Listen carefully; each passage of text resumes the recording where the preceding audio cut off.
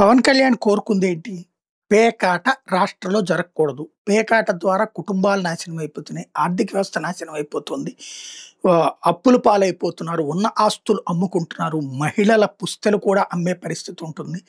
ఈ జూదాన్ని నియంత్రించాలి. ఈ చట్టం అయితే అమల్లో ఉంది కానీ ఆచరణలో జరగలేదు.